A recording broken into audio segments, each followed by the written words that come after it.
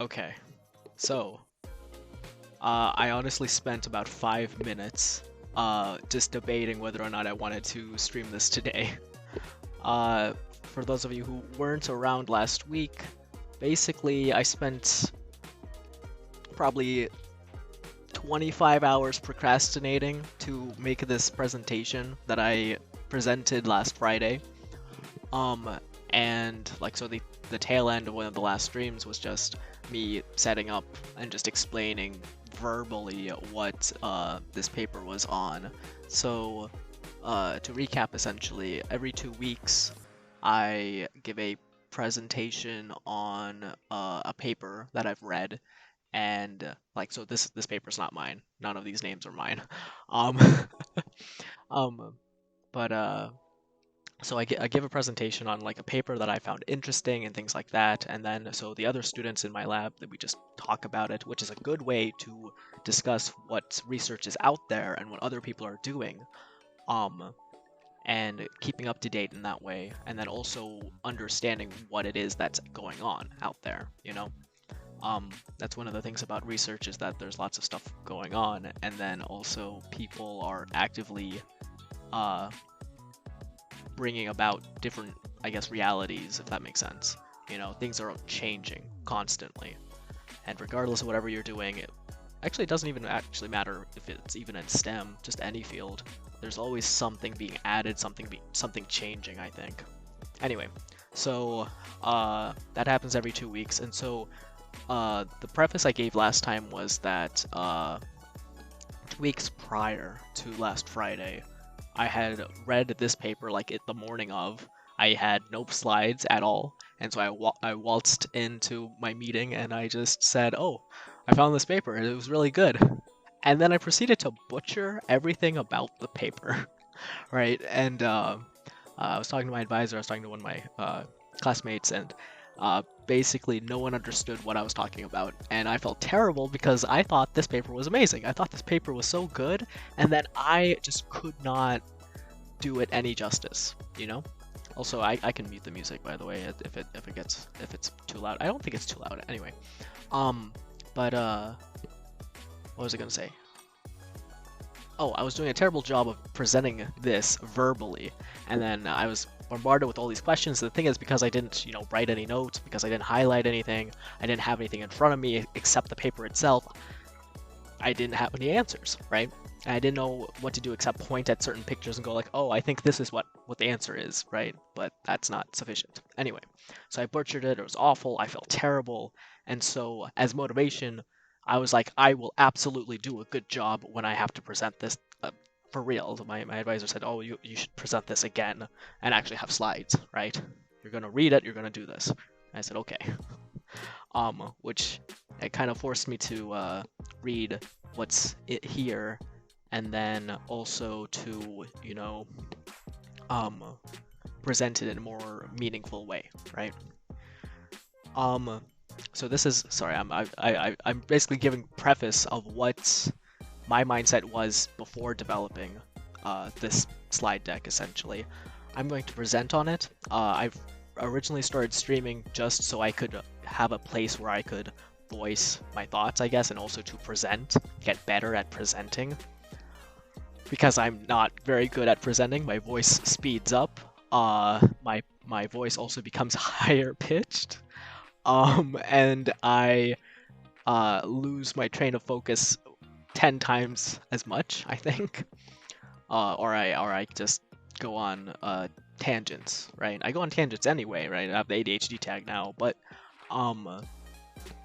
like I'll just keep going, if that makes sense, I guess. Anyway, like that. That's a tangent. Anyway, also brief thanks to both Book Nerd and Mocha Chloe for following. That was off screen, I think, or off. That wasn't in either of the last streams. That was between then and now. So thank you for that. I appreciate it. Anyway, so I'll go ahead and start presenting, I suppose, right? I did some of this last time. I kind of talked through what some of these words are, and I think it's good to be on the same page, I suppose, to start up. So I might define some words and then move on from there, and hopefully everyone will be on the same page. So on Friday, when I was talking to my, I guess, peers, a lot of us, actually, I'm very thankful that I streamed on Thursday night because, sorry, this is a bit cathartic for me as well. On Thursday, I mentioned like, so I like, look at this title. This title has a lot of words, right? And I started breaking it down for chat, and then what ended up happening, like you can see the last stream, I people the VODs there. Basically, my presentation was completely bare bones, wasn't there at all, and I spent like a whole hour just talking about the paper itself rather than writing anything down. But what that did for me is it gave me a point to talk about this. And so I was able to, when someone asked a question, I could go, oh, I talked about this before, and these were the points that were brought up, so I could talk about it with that person, right? So on Friday, someone had said, oh, or I asked, does everyone know what this is? And everyone said yes, except one person. And then they like raised their hand like, oh, can you give me a definition right quick? And so instead of a definition, I gave them an example, which actually I'm a hypocrite because last stream I said, oh, well, I don't, it's not useful. I said something along the lines of like, oh, giving examples isn't that useful if you don't have a definition. And then someone asked me for a definition, I gave them an example instead. So, what goes around comes around, I suppose. Oh, whoa, hello, Danny. Yes, that's my emote. It's a picture of my hand when I was in my my old room, and glasses glasses on top of that. I'm pretty sure it used to be an emote in my personal server with my friends, so I had the same image, so I uploaded that one. Thank you. I'll probably get actual emotes soon enough. I know a lot of people who are artists. I just don't like commissioning people because I don't have money. Or rather, I plus I have to interact with people. I'm like, oh man, I don't want to interact with people. No, anyway, I'll have to get on to that. But yeah, Danny, this is the presentation. Danny was there. Anyway, so I'm basically just giving a bunch of preface into this before I start, I guess, talking about it. I also have lots of water. That's one thing I didn't have on Friday, so once I was presenting, didn't have any water, could not hydrate, and so I could feel my own voice getting worse over time. Because I was also talking a lot. I talk a lot on Fridays. Anyway, I didn't expect to see it on Twitch so soon. Oh, the presentation or the emote? Because the emote took forever. But yeah, no, it's fine. I started the stream saying like, oh, I spent 5 minutes debating whether or not I wanted to present this today, but I figured if I might as well go ahead with it because I also mentioned it to other people. Anyway, so I was supposed to take 30 minutes to present this. I ended up taking a full hour, and I also will probably. Oh, hello, the book nerd. Hello. So this is what I look like. Hello. I am about to present on this complicated subject. I say complicated because every word in here, some passerby will go, oh, each word, oh, I know some of these words, right? So glad I caught a live. Oh, gee. I'm glad too. That book nerd is the best because they read books, and I absolutely vibe with that. Haha, the presentation, based off your message just a little while ago, I thought it would come during the week or something, so happy it's now. Okay, good. Low-key hoping that you would also be able to make this. I thoroughly enjoy like when I'm able to talk to an audience more so than just I'm presenting to myself, which is also nice. And the thing is, like, I was talking for a while without anyone. It's fine. I do this so that I can benefit and get better at presenting, right? That's why I'm here. I hope I'm getting better. Anyway, so this paper was on I'll just read the title: Malware Detection in Embedded Systems Using Neural Network Model for Electromagnetic Side Channel Signals. So that's a mouthful. I have 2 slides at the beginning. Oh. I have 2 slides at the beginning. So this one, and then I had this. I immediately just jumped over it when I was presenting originally, but the point of me having these 2 underlines portions is, and I talked about this briefly last week, was these are the 2 major items in this paper, right? We have malware detection, basically using side channel signals, right? So this is I like reading titles based on what I guess Shirley method of reading English is. This is detection somewhere using something for something else, if that makes sense, right?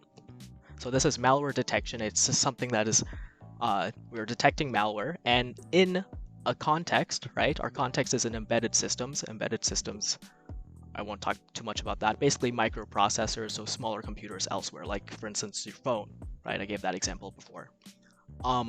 Using neural network model, which is machine learning, which everyone is using basically. So that's not very descriptive, to be honest. Using neural network model. That basically means that whatever their detection model is, it's in software versus hardware, I guess. For electromagnetic side channel signals. Raise your hand if you don't know what side channel is, because that's the question that that gentleman asked, or he asked for a definition, right? What is a side channel? And I gave the example previously also of like, when I think of side channel, you know, a lot of things in electrical engineering is based off of real life civil engineering or mechanical engineering concepts, right? Like a circuit has a current and resistance, right? Current like a river, right? Flow of electrons, flow of items in a river, right? It's very similar. Anyway, so when I think of side channel signals, I think of like you have a channel of stuff that's going, or it's doing a thing, and when you have a channel of stuff, sometimes items may, like if it in my mind it's like carrying water or something, right? Raise his hand.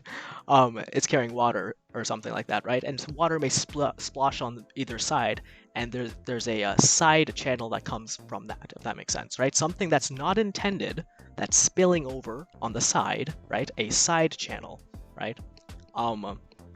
So when I'm doing this, I'm thinking of like I guess I could pull up a picture, but I don't want to get too sidetracked. A waterway that's filled with water, kind of like a lock, I guess. And if it's going up and down in terms of water, and over the sides, it's like splashing with water. You got water on the side channel. That's what I think of anyway.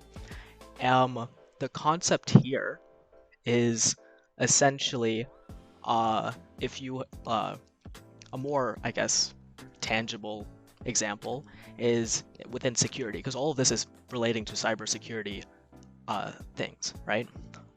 A brief example of a side channel attack is, let's say for instance, you have a security system, right? And you have some numpad, right?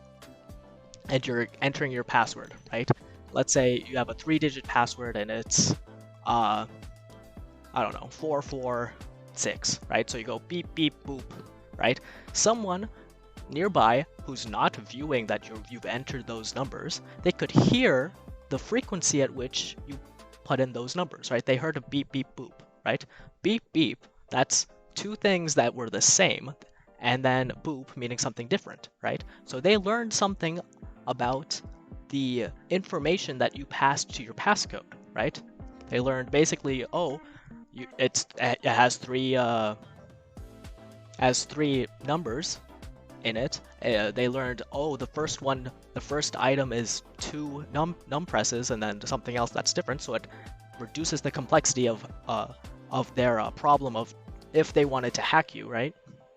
So that would be an example of a side channel instance and a side channel attack, right? Attack using that information, right? So does that make sense so far? In this case, the channel would be the numpad, and the user or the person entering information, and the side channel would be the sound of the numpad presses. In this case, when it's talking about embedded systems, electromagnetic side channel signals, everything you use, everything that has computers on it, is basically, you know, it has electricity, it has a form of electromagnetic signals on it, right? Electromagnetic. Magnetic meaning second course in physics and all that stuff. Briefly recall, electromagnetic is you got electric field, and magnetic field is rotating Just trust me. Every single computer has electromagnetic fields. Excuse me, electromagnetic signals on it. And when it's talking about electromagnetic signals, it's talking about the general radiation that comes off of your devices. Does that make sense? Sorry, I keep looking at my face over here. I need to change where the webcam is, but that's fine. So every device has, I say electromagnetic. EM is a better word. Not better word. Better as a acronym for that. So EM signals are emanated off. This paper keeps saying EM emanations. And if you Google that phrase, somewhere on some Wikipedia will show you more information about the history of all that. Because in some cases, if you look at a specific processor, if you observe it from afar and you notice the exact signals that come off of it, somehow you can determine, oh, this processor is encrypting this key with this exact information. And they observed this, I think, in the early 2000s. And so the side channel signals and side channel attacks are a big area, right? That's something I didn't know reading the paper, but I got from going, what the heck is an EM emanation, right? That's one thing I found very interesting in general, is all these papers assume whoever's reading it knows all this stuff, and if you don't know all this stuff, you can just Google it, or Bing it. I don't know. Don't Bing it. I don't like Bing. But you can search for it and then learn multiple different items in a chain of other research that goes into that. And there's a bunch of history and context behind everything, and that's why all this research is interesting, because it builds up on each other. Anyway, so that's the title. I gave an example of side channels, so hopefully everyone's on the same page of what side channels are. Is the information in the article different from what's on the PowerPoint? No. Wait, is the information in the article different from what's on the PowerPoint?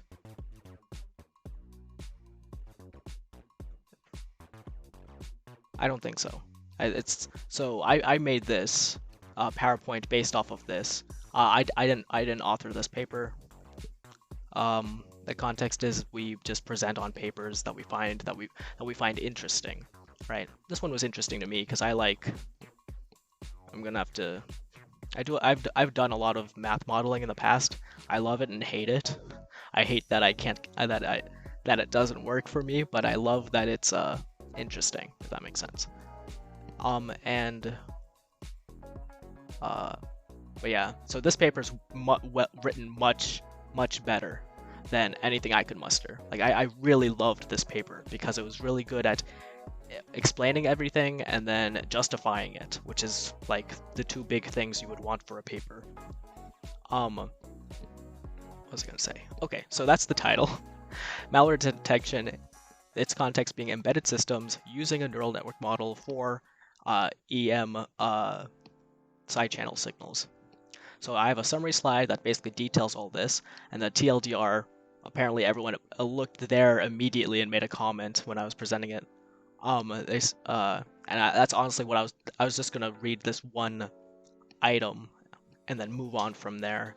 But essentially a summary of this is that they have developed this new or novel detection system for critical embedded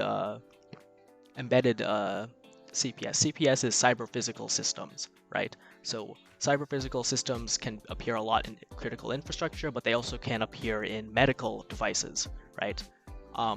Cyber-physical meaning, physical system. The implication is typically some relationship with IoT or internet type stuff. That's an implication. It's not always there, but you can generally see that with some cases. They emphasized a lot with medical devices, and even one of their use cases that they provided focused in on that, right? So I'm not going to detail all the introduction type items. That TLDR is like they just made the system and they have an antenna detecting on an FPGA and some other embedded device. I don't know the name of it. It's on the slide. I don't know what that IoT device is, but that's what they use for their second case. And they basically just measured the changes in the EM signals, and they somehow learned the different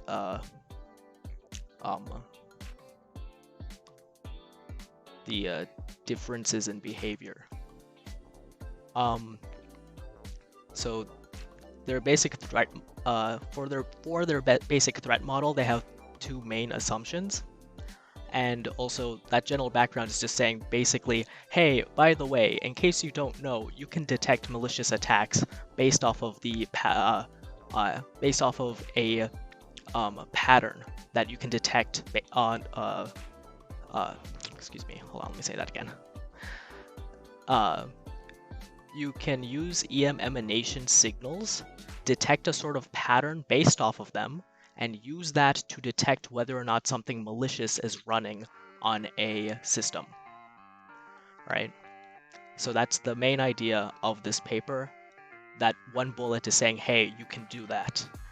Based on that one line, and then proceeding to your assumptions, this is what the threat model is.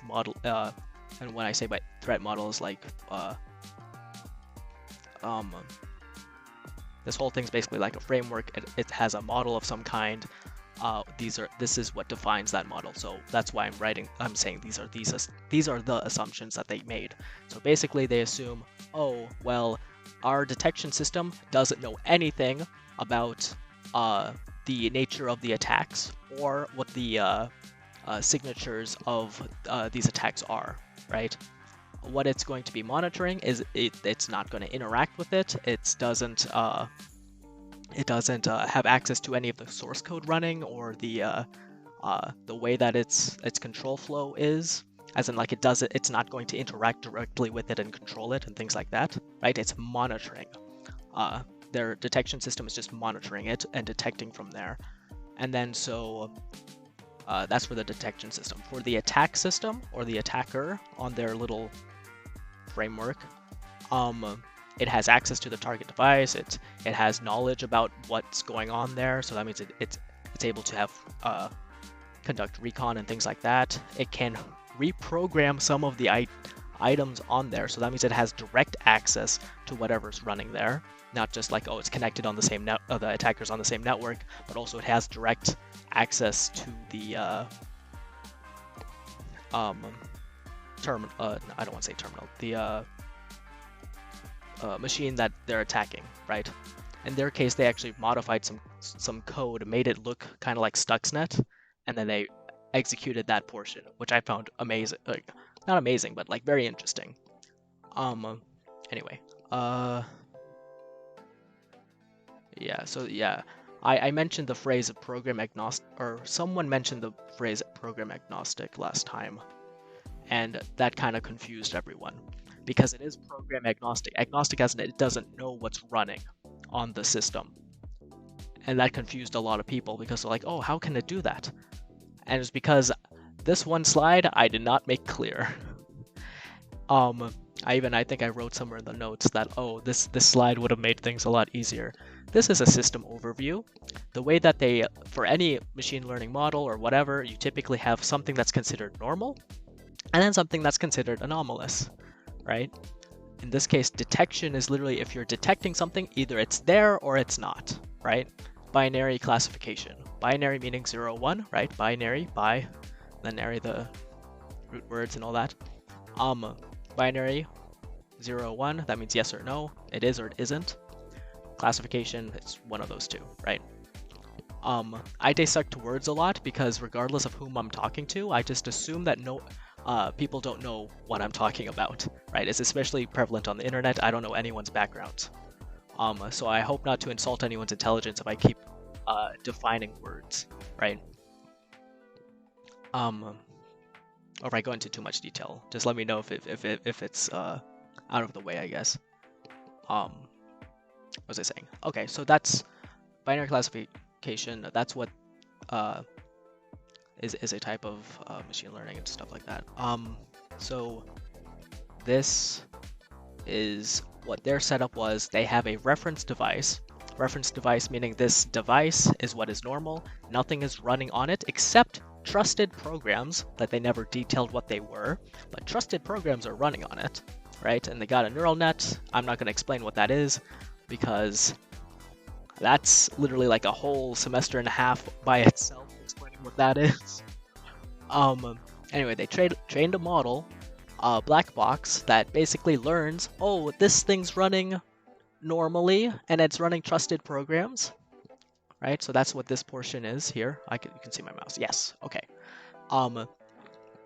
So then they try it again with a monitor device that starts running malware, or that is running malware of some kind, right? And I'll detail later what that malware is and the sort of considerations they put there, right? And I suppose I should also say here, when they're learning items, they basically have an antenna set up. They have an antenna set up. I have a picture in the presentation, but I can also show it right here. It's this picture. They have a antenna set up, and they're basically monitoring a board, and then that's how they're observing or monitoring. This is super cool. I'm gonna have to check out your VOD. I appreciate it. You may also want to see the last bit of the last VOD as well, because that's where I was kind of talking about this a bit more in depth, or verbally in depth, before the presentation was even here. And so I was getting some of my thoughts out aloud. And it's also cool if you gotta leave, that's fine. What was I gonna say? Oh, so I hope this is making sense so far. What was I gonna say? So when I was presenting on Friday, I didn't actually go over any of this. I just mentioned it. Oh, this is what's normal, because my advisor asked before what's their normal case, and I could not answer. But if I just said, oh, this picture right here, this is what their normal is, they're not running anything, I would have saved so much anxiety that one day that I didn't know what I was talking about. But they have a signal that comes off of this. They demodulate it, and then they train their neural network. They then test it again. Excuse me, they test it with malware running, and then based on the differences between the two, they can predict whether or not, is what's running malicious, right? And from there, they just keep, they output that result, right? This paper kept boasting, 100% accuracy type stuff, which is interesting, but like, as a researcher, I'm like, if it's 100%, that doesn't seem legit though. I do have to head out since I have an early meeting. An early morning. But again, I'll definitely go back and check this out. I appreciate it. Thank you. I hope you learned something in general. And let me know if you have any questions. I'd be happy to teach you, or to at least like point in the right direction, because I also don't know what I'm talking about sometimes. But have a good day, or have a good night. I appreciate it. What was I gonna say? Okay, so I did. That's good. Okay, so going from here to here, this is also part of the system overview, because it's basically just showing, typically if you have two, see, this ties into something that's really technical, right? Danny, do you know what machine learning is and all that type of stuff, or like the basic idea of it? Long story short, the summary of machine learning and AI, right, is predicting something, right? And that's what training and testing is. You have training, that's all this information from the past. Okay, sorry, I keep gesturing here because the camera's here. You have all this information from the past. Here's the present. I want to predict the future of some kind based off of all these trends in the past, right? If I've seen tons of fluffy animals, I want to predict whether or not it's a dog or a cat or something else. That's still technically a type of prediction, right? Classification is still in that set of problems. And the difference between each one of those classes, right? I just said dog, cat, and all these bunny or other items, right? If you have just a 0 or 1, the difference between them is typically some kind of threshold, right? Threshold meaning, you can just Google what threshold is actually. Partition. I'm using big words. I realize people say I use big words, but I'm just using words. Segment, partition, threshold, cut. I guess cut is also a good word, I suppose. Anyway, so this chart is basically showing what that threshold is, in a sense. They measure error based off of what is detected as normal and what isn't, right? So this this blue one is what is there, and the orange is what is being predicted as what the waveform should look like when compared against any other device, right? And this error portion, the squared error is just a typical type of measurement for error, right? You learn it very quickly. It's not even it's mentioned in like a basic statistics class, but you also see it before you even touch statistics. Not everyone takes statistics in high school even, right? Or college. But that's just basic mean squared error.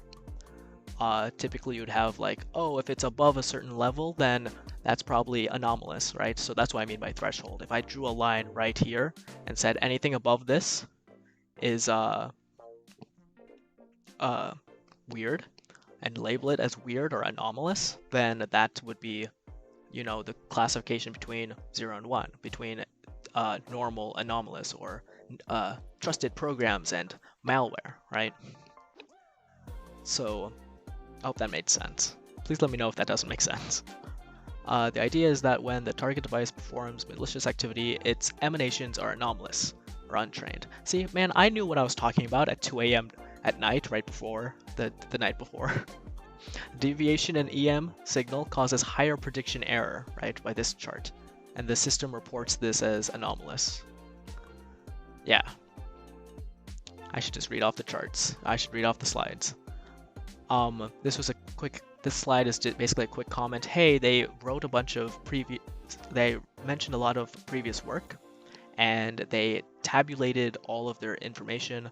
I think I went on and on about this last time, how like that's really good if you ever do want to do research in any field. You compare all the previous work and then add your own little entry and show how yours is different and or how it's effective, right?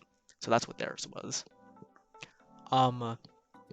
And that's their literature review, and this is a sort of the claim that they have. So, oh, these are all the related works, right? But they lack a list of things that we address in our paper, right? And it's basically detection latency, or like describing other people's papers or other people's work. Oh, they have too much latency. Oh, they have to know they have to know something about the source code or malware, which is limiting because in a real life environment, you wouldn't really know what that malware is doing, right? Or you wouldn't really know necessarily of what's going on. Or that's one framework. Inability to detect small or stealthy attacks, things that are a bit more not as visible, I guess, when they're being carried out, right? You can clearly see a denial of service attack, but what about something more subtle, right? Or physical access to it, so something that's intrusive, something that's in it, or like, oh, this is wonderful accuracy, right?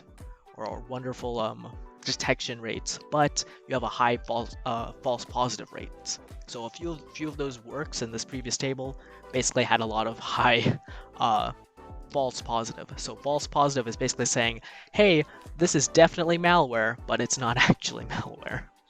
So something that's positive, they're saying it's they're saying that it is something, but it's not. In reality, it's not, right? You can look up confusion matrix, right? If you want to learn more about false positive, false negative, true positive, true negative, right? True positive was positive, and that's the correct way.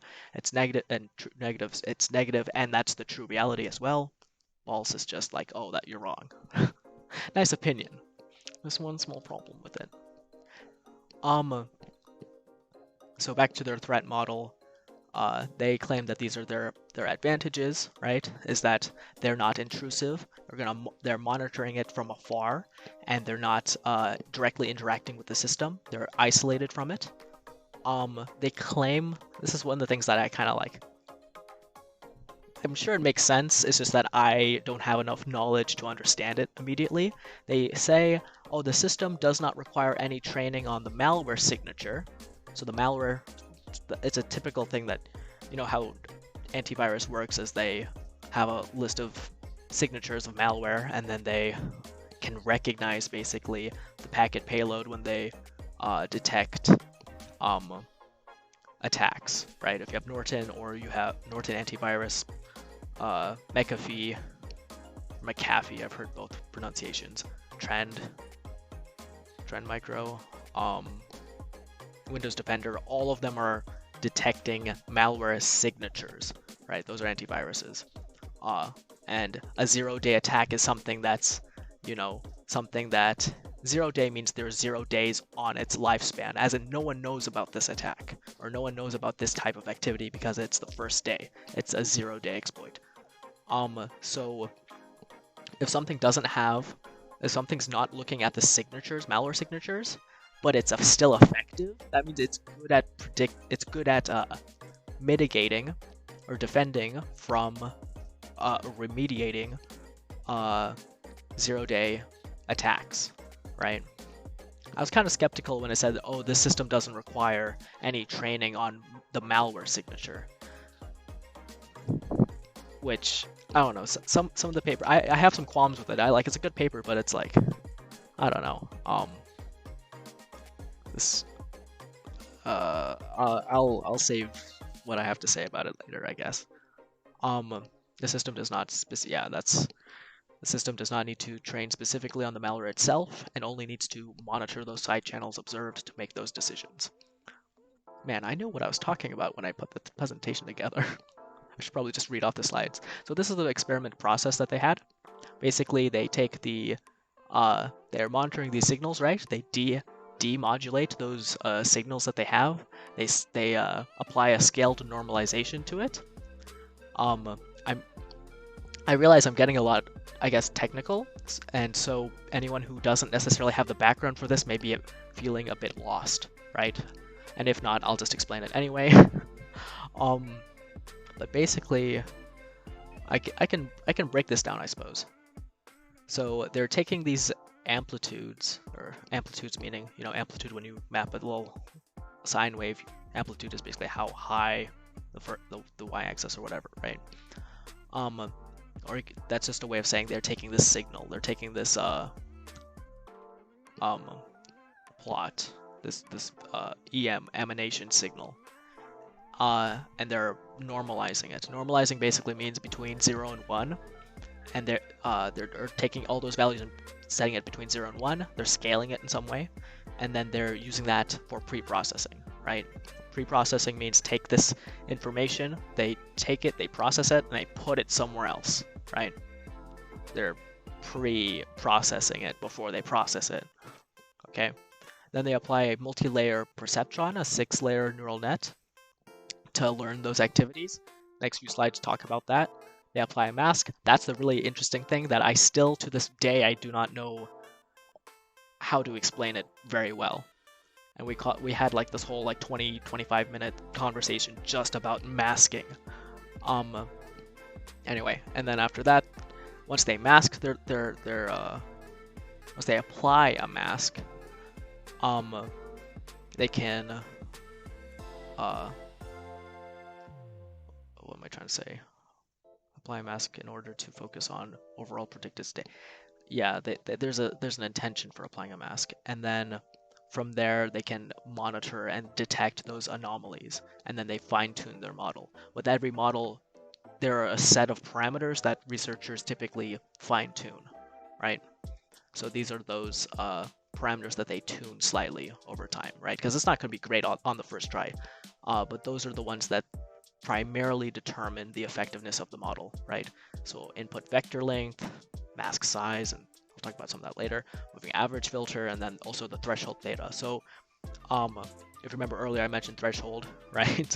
So threshold theta is just, parameter type item to define what is normal. Yeah, so thresholds between 0 and 1, I had described before on that other slide here, basically setting a solid line. If something's below it, it's good. If something's above it, it's anomalous, right? So that's what that's referring to. So this, I didn't talk about any of this on Friday. I just breezed through it, and I said at the end of the day, basically this is a slide that's justifying why they're demodulating that signal. They could totally take the signal and run with it, but they don't, because technically it's a modulated signal. I can read through it. At each clock cycle, internal digital circuit inside of those processors, they keep changing, which causes current, right? And it causes current at a certain frequency, at the clock frequency, or the CPU's clock frequency, right? Which has its modulated amplitude, and then it's also executing several different instructions. It's modulated, basically, right? And then you can read the rest of the slide if you'd like. Basically, it's justifying taking that signal, demodulating it, and then scaling it, right? Is done by scale normalization. Yeah, it gets values in that range between 0 and 1, right? Also makes system robust against changes in amplitude of EM signals, like a change in antenna position. Yeah, so that's also important. If you're changing your antenna position, that changes your accuracy, or it can, right? And you can think about it as an analogy, right? If you're observing something, clearly if I am reading a book and I'm like smacking it in my face, clearly the accuracy of if I try to read anything is different from if I have the book far away from me. Also assume I don't have glasses, I guess, right? So same thing with an antenna, right? Though if you're closer to it, almost universally that's a better thing, a better case. So anyway, information of this is fed into the neural network model. This is their neural network model. It's a multi-layer perceptron. Basically, this is simpler than a lot of other models, and the paper justifies why they use this rather than other more complicated neural nets, which is good in my opinion, because I would never use a CNN or RNN personally for something like this. CNN and RNN are much better if you're doing stuff related with images or lots more data, in my opinion. That's my mindset anyway. CNN is convolutional neural network. I forget what RNN is. I think it's reinforcement or recurrent. I can't remember. And there are other methods. It justifies why they used MLP.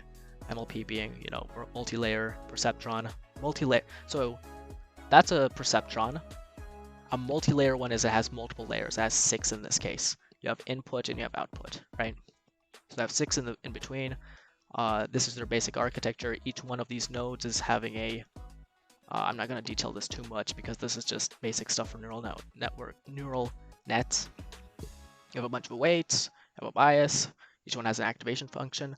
They don't say what their activation function is, but they say, for example, like sigmoid, right? And like sigmoid's the most common one. But anyway, they have a black box, and this is what's in their black box, wherein they also still don't tell us what that activation function is when they're fine-tuning it. But anyway, that's what they have.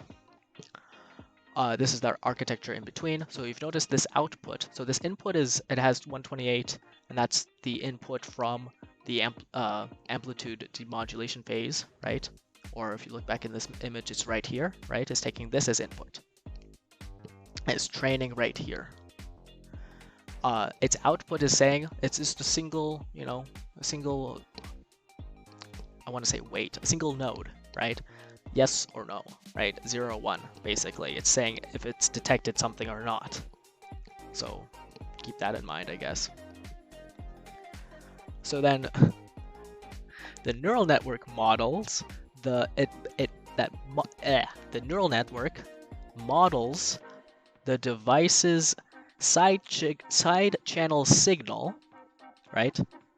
It models it and predicts the amplitude of the electromagnetic signal at any instance, given past and future EM signal samples as inputs. Okay? This is where it gets kind of weird, because anyone who sees given past and future signals goes like, what the heck? Right? How are you getting stuff in the past and the future, right? But remember that it's when you're training something, it's learning the behavior, it's learning the general form of this waveform, basically, right? Let me think. So basically what they do for predictions and all that is they apply a mask that hides what's immediately behind, immediately before, and immediately after that target output, so that it can focus on the overall predicted state. So it focuses on all these input samples, right? It takes all of these, it excludes whatever is closest to whatever it's trying to target, whatever it's trying to output, and it uses only the context, basically the whole context, not just what's before and after. Okay. A mask of the adjacent samples forces the neural network, and this is why they're doing it. Basically, it forces the neural net to model the like the actual signal pattern, and it doesn't just learn a specific type of function for it. And so in this case, an interpolation function. I can briefly define what interpolation is. Interpolation is such a big word, and people don't know what it means, but it's basically, you know, like a slope function, right? Rise over run, right? You can, or not even that. It's a weighted average, basically. It's basically an average. Interpolation is that you have whatever's closest to you, and you can find an average of those types of things, those values, right? And go from there, right? If I have a function and it starts at 0 and it goes to 6, like somewhere, it goes to 6 at the time 3, right? And then it goes to 4 at the instance of 2. I wonder what value it'll have at the instance of 1, right? You can draw a straight line, and you can interpolate. Basically, the function I just described verbally was y equals 2x, right? So 2x, plug in 1 for x. That means the instance at 1 will be y equals 2, right? That's interpolation to a degree. Interpolation is an average, basically. Anyway, they don't want to model that. They don't want an interpolation function. They don't want the neural net to learn an interpolation function because that's not what they're focused on. They want the entire signal. And then, so this slide basically details that. I knew so much of what I was saying at the time. Look at this man saying all these magic words, long words, complicated words. So that's actually my type, Norton. I'll have you know. I love, I am strongly a big fan of smart people. No, of not smart, but like, you know, I would say intellectual people, because you don't have to be intelligent to be intellectual, and you don't have to be smart to be intellectual, right? And I say you don't have to be smart. Smart is like subjective, and then intelligent is like all over the place depending on what kind of intelligence you're measuring, if you can agree on the measurements. Anyway, but everyone is capable of being intellectual. You should read a book called Sophie's World. I love that book. Anyway, read that book. It's like $12 on Amazon, or even cheaper depending on where you live. Anyway, hi Norton. I'm talking about malware detection in embedded systems using neural network model for side channel electromagnetic side channel signals. Hi. I'm in the middle of the presentation, so a lot of this detail is technical, and the people I was talking to on Friday, this is, long story short, Norton, I gave this presentation on Friday, and it was so good, and I was having such a good day on Friday, because everyone liked it, I liked it, and we had a good time talking about it. And this is what basically a lot of people who have their masters, BS, they have their straight A students, they're very smart people. Everyone in that room was smarter than me. And everyone on oh, sorry to butt in during your TED talk. No, yeah, you're fine. And that's the thing. This type of stuff, I'm explaining it to anyone of any background, right? This is research. This is the cutting edge research. This paper was published last year. But it's relevant to everyone, you know? Sorry, I keep looking here because my face is showing here. But this research is relevant to everyone, and I'm hoping that I can explain it to anyone as well. It's not my paper. I didn't write this, but I read it, and I understood most of it, and I talked through it recently, and I hope that I can also share it with other people, right? Not just my advisor, not just my classmates, right? Because this also helps me in understanding what's going on. And hopefully if anyone points something out like, oh, that's not how masking works or whatever, I could also learn. And I'm getting better at presenting, hopefully. So here I was just talking about something really technical. And this is literally the most complicated part. In my opinion, the most complicated part of this whole setup was the stupid, I shouldn't say stupid, it's really brilliant, masking and prediction part. So the reason they have, and I wrote this out, thank God that I was so into reading this paper at 2 a.m. one morning. The reason is that the adjacent samples from analog time domain signals are usually highly correlated. As in, like, when you have a signal, when you have something that looks like this, whatever's here is very, very, very highly correlated to the next time sample right next to it. It's very highly correlated. The two are very related. That's what correlation is. Are they related in some way, right? So if you have a sinusoid signal, if you have some kind of signal like this, when I say signal, I'm referring to this whole thing, right? This waveform, right? The stuff that makes this up, the stuff close to one another, they're highly related to one another, right? They're highly correlated. That's what that means. Are usually highly correlated. So the value of any unknown sample, something that's unknown, something that's being predicted essentially, right?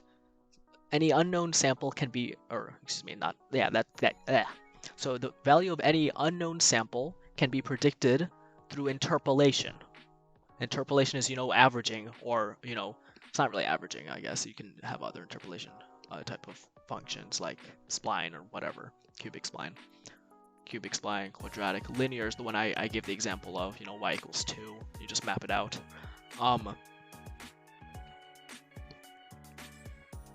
Anyway, so those can be predicted using interpolation, right? And interpolation is not useful for differentiating, as in distinguishing, between what's normal, what are normal signal patterns, and what's different EM signal patterns, right? Interpolation is not good for that, because then you can't tell which one's which, right?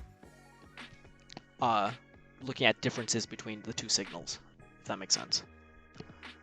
Okay, yeah, their system exploits the neural network model to differentiate between this and this via between normal and anomalous via the increase in prediction error. So that's the threshold thing I was talking about earlier. So they want a model with low prediction error for normal, but the result, you're right. So they want a model with low prediction error because, low prediction error to detect what's normal, but results with high prediction error for anomalous patterns, right? You remember this picture from before? They want something low here, and they want something higher for when actual malicious activity is occurring, right? But to get that, right? So they want a model with low prediction for normal, but higher prediction error for anomalous patterns. Interpolation function model samples interpolation functions model unknown samples as a weighted sum of its neighbor, right? That's what I was saying before, weighted sum, weighted average type of thing, which is good for predicting highly correlated samples. Yeah, it's useful in some cases, but not here, right? In this case, an interpolation function would have similar prediction errors for both the untrained EM signal and the trained signal, right? So if it would have similar prediction errors for both, right? If this behavior was also the same here, you couldn't tell between the two, right? You couldn't tell what's normal and what's malicious. So that's why they're like, well, we can't really, we can't include these values here. So they just masked it. Mask as in they hid it. They removed, they hid those immediate past and immediate future samples. Okay, right? A mask of adjacent meaning things that on both sides, close nearby. Adjacent samples forces that neural network to model the actual EM signal, the actual electromagnetic signal patterns, instead of learning some kind of interpolation function in its stead, right? So this is just a zoom in of that, right? You have your past and future samples, those little blocks here. I probably should have pointed that out. Should this be tagged as science and technology? Oh, I didn't know that was a category. Is that a category? I probably should. I should. How do I? Hold on. So, yeah, this is science and technology. Is that a category, Norton? Yeah. Ah, okay. Uh, I didn't know, man. I'm new to Twitch. I don't know. Science. Oh, cool. It is a category. Done. Boom. Change the category. Halfway through. Halfway through the presentation. Thank you for telling me, Norton. Sorry, I hope I'm not yelling into my microphone. I'm seeing the red peak. Um, should this be tagged? God, I'm sorry for putting. This is GG. This has been in the just chatting category for this long. Thank you, Norton. Now I know. Now audience. Okay, good. I keep thinking it keeps peaking for some reason. Um, but yeah, so each one of these little black circles is basically a sample, right? Something that's learned, something that existed. And the blue line is what is a predicted value, right? Or the actual electromagnetic signal from the trained data, right? And what's green is what it's predicting at that instance. Well, I say the word instance a lot because that is, in my opinion, a good word to use instead of saying, oh, at that time. Time is a generic word. Oh, at that point. There's so many, the whole thing is full of points, right? I'm saying instance as in this one point in time, this one single, instance in time, this one item at this moment, right? So that's what I mean by instance. Anyway, so it's predicting this thing. It's removing what's the red crosses. So it's taking these samples and saying, get out of here. I don't want you. I'm gonna use everything else, right? Hope that makes sense. So the reasoning for that is basically they don't want their black box to learn something that they wouldn't normally have anyway. Or that what they don't want it to learn something that's not useful. Excuse me.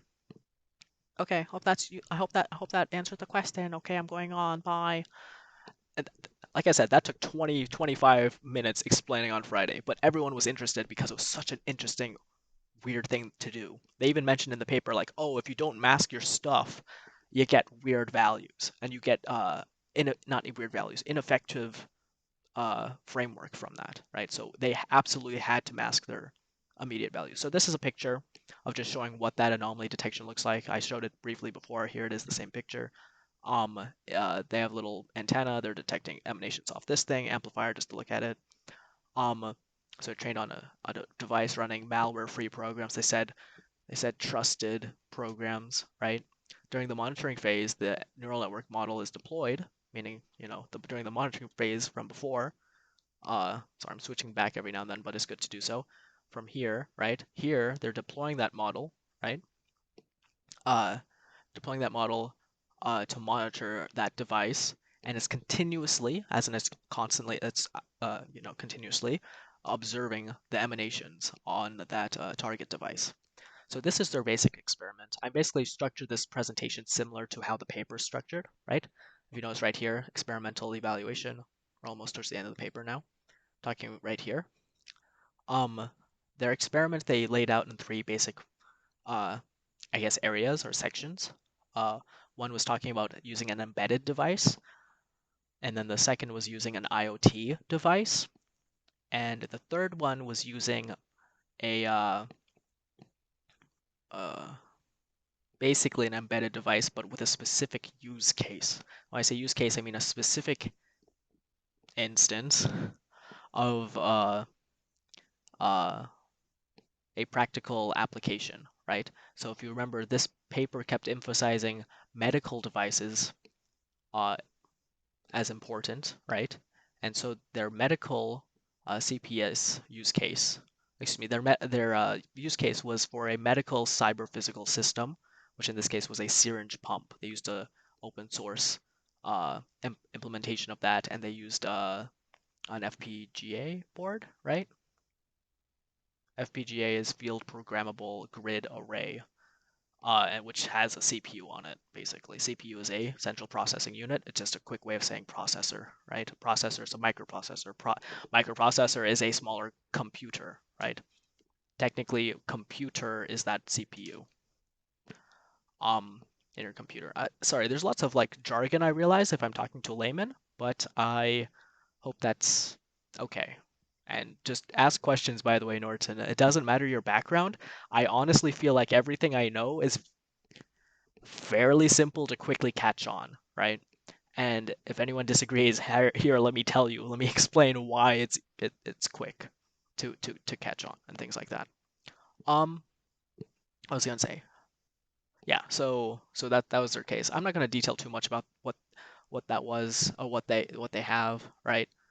There's all this description in the paper itself, and um, say a lot. Oh, so I mentioned before. Oh, they ran these three. What's a CPU? Just kidding. I'll tell you what a CPU is. I thought it would be funny. I don't know if there's a delay because I did actually detail briefly what a CPU was. Central processing unit, processing unit. Central meaning the main one, right? Because you can technically offload processing somewhere else, and you can have like DMA and other things like that, which is like making peripherals instead of putting everything on the same chip. Because that's how it used to be. Everything was on the single chip, but then you can abstract out some of that stuff. Anyway, sorry. Quick answer to your what a CPU is. I took you seriously despite you kidding because it's important. That's a big important question. I went to college for 3 years just to learn what a CPU was because reading Wikipedia did not help me. I had to get this Eastern European man to yell at me, and that's how I learned what a CPU was. Okay? At least I'm not yelling at you in some other language, okay? Yeah, I feel like everyone has some kind of experience with Eastern European people just yelling at them in a class. It's not just me. It's for whatever reason, ask any engineer. They know some Eastern European professor, just anywhere, or something similar, right? Anyway, they're really good. They're really. I'm very appreciative of those gentlemen. Um, sorry. Anyway, that's a brief answer to your question.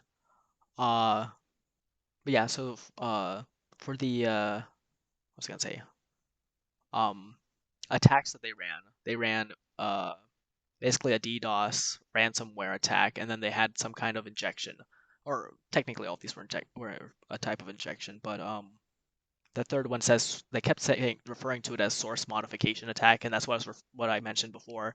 They had a little uh they changed something that basically mimics something similar to what Stuxnet was, where uh yeah, let me just read off of the slide where adversary, as in like the attacker, modifies a portion of the code to change those critical values depending on a certain condition. So if, this one value is hit, do this funky thing with your value, or whatever, right?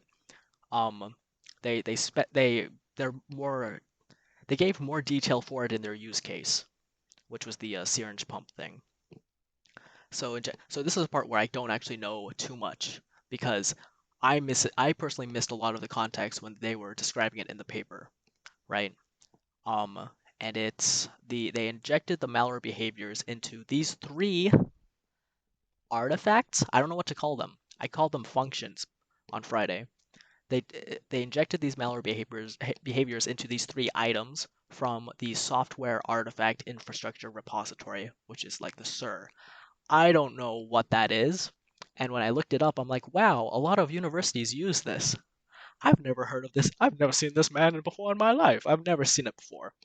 Literally at the end of the presentation, I like link to it because I like link to the original paper that this is from, and then it's also like a lot of universities use this thing. So basically, what it is, it's a repository. It's a collection of information and that information has software artifact infrastructure. Infrastructure is like something that's there in this case. Software artifact um, is uh, let me think. What do you think of when you? I'm gonna pull you into this, Norton. Uh, what do you think of when you hear the word artifact? This word artifact, right? Typically, you think of maybe what's in a museum, right? Museum or uh, ancient civilization or whatever, right? So software artifact is something that's left behind, right? So something left behind from some operation. So this is a way. This SIR repository was basically a thing that was. I'm trying to word this better. Um, it's a framework for researchers to have a strictly controlled environment for experimentation for when they are analyzing their programs, right? Seeing differences between the two. So repo of I really should just read off the slide. Repo of software-related artifacts for rigorous controlled experimentation with program analysis and software testing. So you have something that's controlled, and then whatever it changes, you can observe that based off of what you have. That's a controlled experiment. Um, Controlled experiments, I think people learn about when they're in sixth, seventh, and eighth grade. I remember that a lot in eighth grade. Um, Eighth grade is people are at like 12 or 13 years old, or 14 actually. These are results. I'm not going to talk too much about this. Essentially, it's oh look, 100% accuracy, except a couple cases here for replacing schedule. They go a lot more in detail in the paper. I didn't talk about any of those details. I just talked about how accurate were they. If you have questions, just read the paper because I don't know how to explain any of this. There's a lot of detail in the paper. Look at all of this detail. They mentioned the exact uh, parameters that they had. They mentioned the exact like how long things take, which I kind of talked about here because it's relevant for detection latency. Latency refers to time that's taken, right? Detection meaning how detection latency is basically the time that it takes to detect something, right? So this was the timing. Their code modification thing was actually very quick, so it took a while for it to actually detect it. Smart beef, smart beef, yeah. Oh, you have a founder. I didn't realize. Hey, Lobo, I didn't realize you had a founder icon. It looks good on you. Oh, it looks like a bow tie. It's so good. Hi. This is like towards the end of my presentation. So this is the presentation I kept talking about last week. I finished it and then I presented it and I had a really good day on Friday because everyone liked it. And so I'm talking about the results here. Basically 100%. And this is also founder damn near presented her with some red velvet cake. Hey. Yeah. I really like how that's the ongoing meme. I don't know if I've say it enough, but I thoroughly appreciate you, Lobo. I'm actually looking clear into the camera for you because this whole time I've been looking to the side because my face is over there, and I like my face. Um, but I like yours better. uh, I'm not. I also like. I genuinely mean that. I do. Lobo's really cool. Lobo and the game devs. Like I like watching their streams. I anyway. Um, so yeah, area under the curve is basically a measurement, just a measurement for determining whether or not a classifier is good. And they used a classifier, so they used a standard measurement metric for it, which is area under the curve. Here it is. Look, they got 100% accuracy. Oh, this must be a good classification. Oh, ha, ha. Like I said, I do this because like if you read any papers at all, if anyone says, "Oh, this has 100% accuracy," if you have a high accuracy, that's kind of sus, bro. It's kind of suspicious, you know. Legitimately, like my advisor gave me a story of like, oh, so and so. I'm not gonna say which one, but a professor was basically saying, oh, we have very high accuracy for this, this, and this. he mentioned that verbally when some important people were in the room, and then those people left, and then he said, "Yeah, so basically that accuracy, I'm pretty sure is because that it 100% does not work." They eventually got it working, and they reported the numbers and all that stuff, but like it's not realistic, or it's not good. Thanks. Yes, you're welcome, Lobo. Um, and thank you for being here, and thank you for interacting. I always appreciate you. Sorry, you just said thank you, but I'm like gonna continue pouring onto that. Um, because it's sincere and heartfelt. But anyway, so the this oh right, so this is the embedded part. If you remember, they tested it with three different instances. One was the some embedded system. Here's that FPGA board and the IoT. I don't know anything about this. I only know about Cortex A8 only from studying architecture. It's a thing. This is the results for embedded. This is the results for IoT. And then for their use case, I did not I did not actually include a slide. But they in the paper they mentioned how um what was I gonna say? Forgive me. In the paper they mentioned that, oh well, I have an antenna, right, that is detecting this thing. By the way, I'll look at the picture. So this is the antenna. It's detecting EM signals off of this. EM is electromagnetic signals off of this as the side channel signals, right? So if you move the antenna around, it changes the accuracy, right? I mentioned that before with the example of like if I'm reading a book, right? If my eyes are like the antenna, right? I'm reading a book. Oh boy, what I can read like this isn't that great. If I do it like this, oh, it's slightly better. If I do it from very far away, imagine if I don't have glasses, right? I can't see anything, right? The farther and farther away it is. So the similar idea with antennas. So they mention that and they address it somewhat. Well, not somewhat. They address it and then it details. Oh, this is the SNR or signal noise ratio. These are just big words that people study once or twice in electrical engineering, and I guarantee you that no one really knows this off the top of their head unless they've been working with it for like 20 years. So no worries if you don't immediately catch on what any of this is. Same. Um, so this slide is basically describing what I thought were some shortcomings with the paper. I thought it would be interesting, like this is like basically concluding what this paper is, because the next slide is literally like, oh, that's a link to that SIR repository. So the shortcomings I saw with the paper that I listed, there's a few other ones. If you notice, I hesitated talking earlier. Uh, they only had one device, right? They only had one model device. So I wondered, oh, well, if a test set used another reference device, uh, what like they trained with one specific device. What if they used another device instead, right?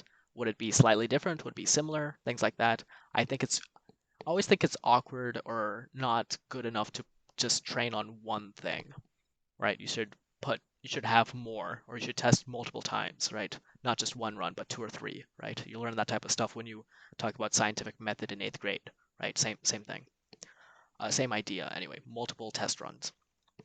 And then this is another question I had at the time. If this is program agnostic, right? If it doesn't know what's running on the system, how would a model perform against observing other scenarios where malware is not running on the system? So what I mean by that is if you have a reference device, right? What if you So in this picture here, this is their system overview, right? We have a reference device here. What if the monitored target device isn't running malware? What if it's running other systems, other types of programs? What if it's running other trusted programs? What if it's running nothing, literally nothing running on it? Because we're said, oh, it's running trusted program. What if it's running nothing on it, right? Which could be a use case. It could be a use case as it could be a real scenario. And it's they don't address that like at all. That's like one of the first thoughts I had when I was reading. I was like, well, you have a single reference device that's running you know, programs,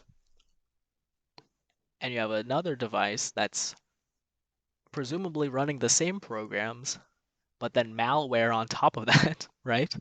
So of course you could, I think I wrote it in one of these notes. Of course, like of course you could, yeah, of course like of course you'll detect something, right? It's anyway. I thought that was a general shortcoming, right? So yeah, these were just examples I gave of like, well, what if you had another device that was running more trusted programs, or what if it was still testing legit workloads, just more of it, right? What if it was just other conditions, right? Just encompass everything all at once, all their conditions. Would it still detect the malware, or would it generate more false positives? Because one of the main concerns that they had was, oh, we don't want to generate false positives, da da da, right?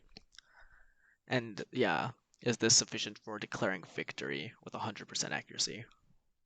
Because yeah, they have 100% accuracy. That's like I believe it, sure.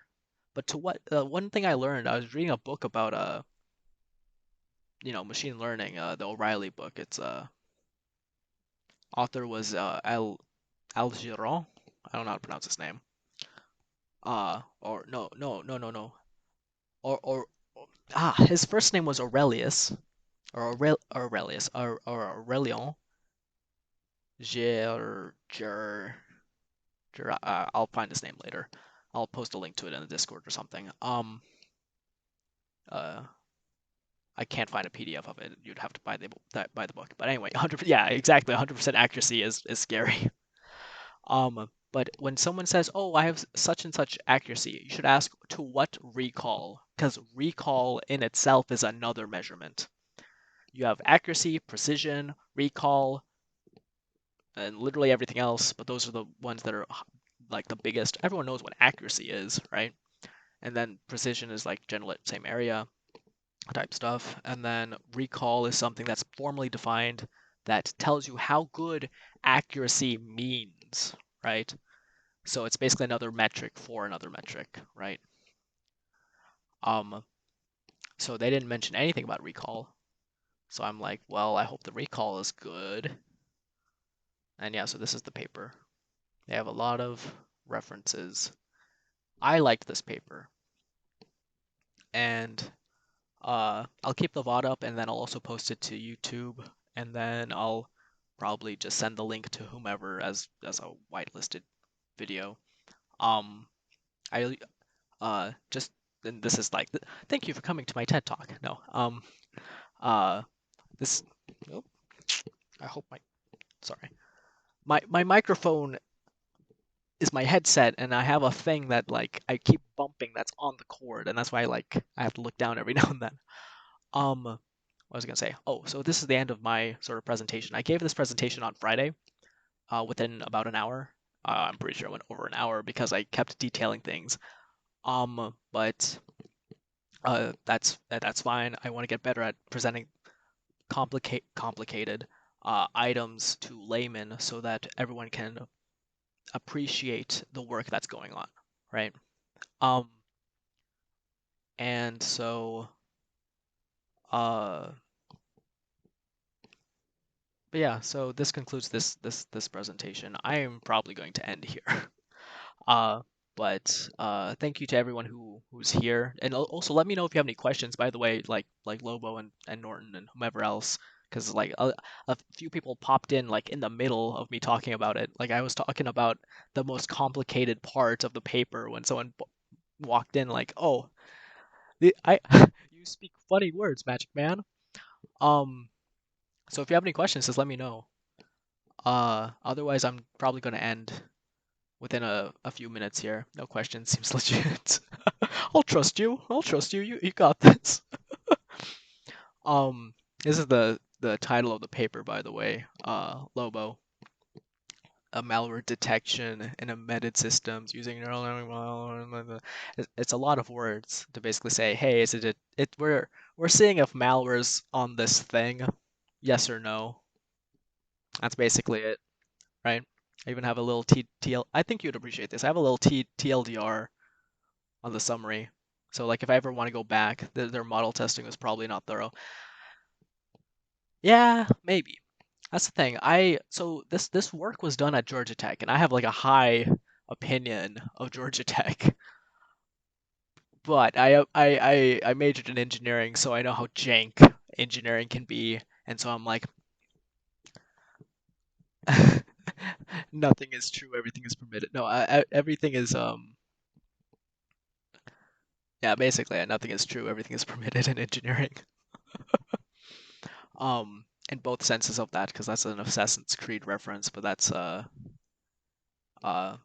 the actual existential portion of that is very much true in engineering of like everything is nothing is true, everything is permitted. You can do whatever you want in engineering. Or you could try everything as well, because everything is so jank. Anyway, um, sorry, a tangent off of that, but like I have a TLDR on this summary. That's like here's the, you know, the too long didn't read. Here's what it is. They just have a detection system to detect malware using an antenna, and they measure EM signals. And I mentioned before what side channels are. Do you know what side channels are, Lobo? While you're here, I want to make sure like this is like if you have an opportunity to learn something, I want to make sure you get that. Okay, good. Well, not good, but okay. So you don't know what side channels are. That's fine. I guess it's in the VOD, so I can just link to it back. But I'll try and explain this quicker or more easily than I did before, which is so side channels. Or I'll give those two explanations or two examples real quick. So she got a channel of stuff and it's full of water, let's say, and we call that a channel, like a channel bringing water, right? A water, it's an English channel, yeah, the channel with full of water, and then water spills over the side on the side of it, and that's kind of like a side channel. It's on the side. It's a side channel. Um, it's something that's not intended, but it occurs, and you can observe it, right?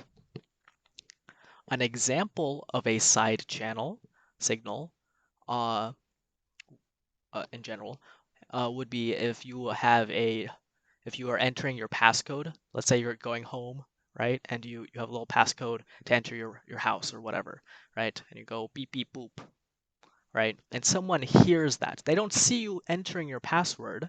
They hear beep beep boop. So they gather the information. They gather information based off of that. Like, oh, he has a three, or excuse me, they have three uh a 3-digit password or three character password. Beep beep boop. Oh, the first two were beeps and the last one was a boop. So beep beep. That means the first two characters were the same, right? Uh, and boop was something else. So if they wanted to attack your numpad or brute force it or whatever, they have information that leaked on the side, right? That's a side channel. The side channel in this case would be the frequency, or I think I'm doing this with my ear, so like the uh, hearing range of the numpad. The channel itself is the numpad, and you entering your passcode, right? A side channel attack would be using that information to brute force your uh, like using that information that they obtained to brute force your numpad, right? In real life systems, side channels, so the EM signal is a side channel. Yes. So I have my phone, right? My phone is running tons of programs constantly, right? In this case, it says embedded systems. So embedded systems can be on your phone. They can be on FPGAs, microcontrollers, MSP430, different architectures, things like that. Like metadata. Yes, exactly. Yeah. So I'm really used to explaining a lot of the stuff to laymen. So I'm like, here's a basic example. That's the thing. I need basic examples. So it's really good. It's really good that you caught on this really quickly then. Um, but yeah. So if I have a oh geez, stop lighting my phone. Please stop detecting my eyes. Okay. So um, actually no, I don't know. Anyway, um, if I have if so yeah, any device is constantly running stuff. Electromagnetic signals are emanating off of it. Anything that's running, everything has electromagnetic signals emanating off of it. So you see this phrase, and you can Google this as well. With these keywords for Google, electromagnetic emanation refers to those signals that are, basically that radiation that's coming off of every device, right? It was proven or shown in like around 2001, I think, or early 2000s, that someone was monitoring this one processor while it was encrypting stuff, and they could observe based off of the emanations, the electromagnetic signals off of this thing, they could determine the exact keys, RSA keys that this little processor was doing. They could uh, figure that out. They could determine all the information off of that one, not one, but that set of signals that they observed, right? Um, so yeah, side channel stuff has been around for a long time, and it will probably stay like that for a while because it's um, I imagine a lot of this stuff will very well be part of a lot of security systems in the future, like the next 20, 25 years. There'll definitely be like corporations that use this type of research to, I would hope, mitigate or remediate some of the types of attacks that can occur, right? Um, but yeah, so that's side channels. I hope that answers your question. Yay! There's a question that I basically asked you.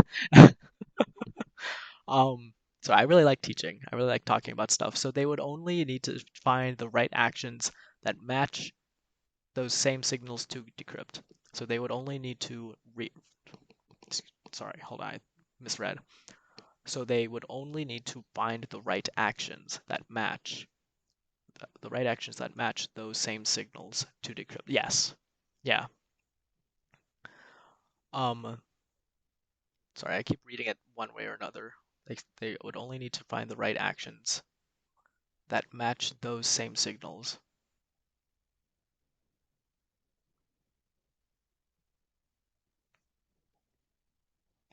to decrypt. Yeah. Yes. Basically, yeah. I know there's another instance where they would determine like the um it would leak some kind of information if you just change the frequency at which you're observing. I don't want to talk too much on that because I don't know too much about it. Oh hi, I majored in electrical engineering. I don't know what anything is. That's me. I'm not mocking you. I'm mocking myself actually because I don't know too much. It was really cool reading about that. Um, but yeah, so this is the paper, and I have finished talking about the paper. Um, I'm not. I don't think I'm gonna rate anyone. I don't think anyone's online. Uh, I hope everyone learned. I never know how to actually properly end. I just say bye-bye to the camera a lot. This was awesome. Thank you, Lobo. No, you. Thank you. I'll try. Oh, I should probably say this. So I'll try in the future to actually continue to read papers and make presentations on them, either by like talking through it as I put together a presentation, because while I was writing slides, I actually taught myself more about what was going on, right? And that's basically what research is. That's basically what learning is, right? And I actually have missed this kind of because I haven't really taken any classes in a while. And I enjoyed classes. I liked learning stuff. But once you have a job, you kind of go like, I don't really need to study, right? Nothing's really pressuring me to study, right? Um, but it's something that used to bring me joy, so I want to probably bring that back to some degree. I'll I might make a schedule of when to stream at certain days, and then presumably have at least one day where I'm just doing something like this, right? And even if no one shows up, even if it's just me sitting there, it's at least forcing me to do that because it's good for me. And then after, like, let's say I don't know, on Saturdays or something, no, Saturdays I'll do that, and then maybe on a weekday I can present it, and then hopefully I'll get better at presenting that way. Because, like I said, originally I started streaming because I wanted to get better at speaking, and I'm like I used to have a speech impediment when I was younger, and then also like now I'm like you can see every now and then I repeat a lot, but still I'm improving, and I hope that I can continue to improve. So that's a brief little snippet about channel expectations in the future. I also added an emote of a little hand and glasses called Enom Investigate. Um, the origins of that was I was talking to a lot of friends all at once, and I guess I can change the category back actually because I'm just talking now. Well, I'll probably just end here in a moment. But I was just talking to a bunch of people, and everyone was showing their cameras, and so I was out of the screen, so I put my hand up. Yeah, exactly. I put my hand up and said, "Oh," and I just was talking like this the whole time, and I was doing it like perfectly to match what I was talking about. Um, and I think someone just put the glasses on there, or oh, not someone. I put the glasses on there. I made that picture, I think. And I sent one picture, but everyone started using it after that, and it became an emote. So I will also get emotes, like actual emotes. I know people who commission them, and I honestly haven't gotten around to actually getting any of them. Um, but I think that would be fun. Anyway, so I'll end up here. I keep talking. Uh, I hope everyone learned something, and just let me know if you have any questions about this, or if you want to talk about anything that's related to this, because it's something that if I don't know the answer, I'll direct you to somewhere where you could learn the answer, and or I'll look it up, and it gives me an excuse to keep learning about this. Because I don't know, malware detection is pretty interesting. Well, anyway, okay, well, I'm going to hang up here now. Okay, bye bye. Bye bye.